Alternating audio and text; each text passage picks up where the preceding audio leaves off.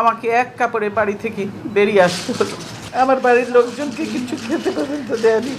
আমি এর বিচারের ভার মহান আল্লাহ ও প্রিয় দেশবাসীর উপর ছেড়ে দিলাম।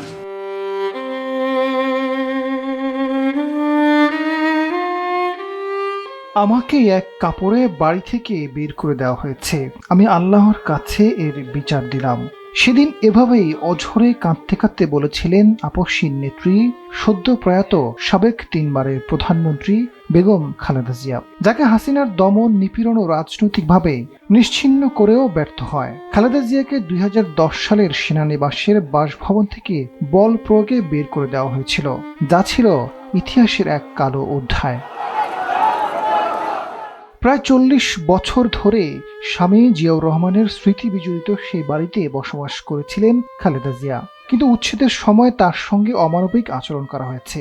সারাদিন তাকে খাবারও দেওয়া হয়নি। সেদিনকার নিরাপত্তা বাহিনীর সদস্যরা গ্রিল কেটে ভেতরে প্রবেশ করে লোকজনকে মারধর করে এবং বেডরুমের দরজা লাথি মেরে খালেদা জিয়াকে টেনে বাহিরে এনে বাড়ি ছাড়তে বাধ্য করে। 3 বারের প্রধানমন্ত্রী, বিরোধী দলীয় নেতা ও সাবেক রাষ্ট্রপ্রধানের স্ত্রীর মর্যাদাও রক্ষা হয়নি। না, আমাদের আদেশের উপরে তো কোনো স্টে অর্ডার নেই ম্যাডাম। 12-11 তারিখে ডেট শেষ হয়ে গেছে। 2010 সালের 13 নভেম্বর মধ্যরাত থেকে নানা নাটকীয় ঘটনার পর ফজরের নামাজের আগে সাদা পোশাকে আইন শৃঙ্খলা রক্ষাকারী বাহিনীর লোকজন অবস্থান নেয় মইনুল রোডের ওই বাড়ি ঘিরে। সকালে তাদের সঙ্গে যোগ দেয় পুলিশ, র্যাব ও বিভিন্ন গোয়েন্দা সংস্থার লোকজন। জাহাঙ্গীরনগর ঘেট সহ সেনানিবাসে প্রবেশের মুখে রাস্তায় অতিরিক্ত পুলিশ মোতায়েন করা হয়।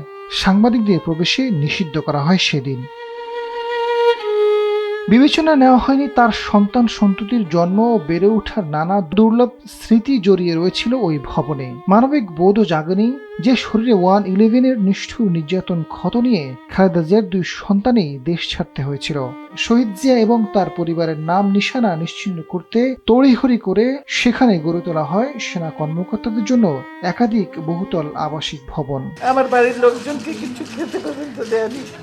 সেদিন কান্না জড়িত কণ্ঠে খালেদা জিয়া বলেছিলেন, সরকার রাষ্ট্রীয় সন্ত্রাসের মাধ্যমে তাকে বাড়ি থেকে উচ্ছেদ করেছে।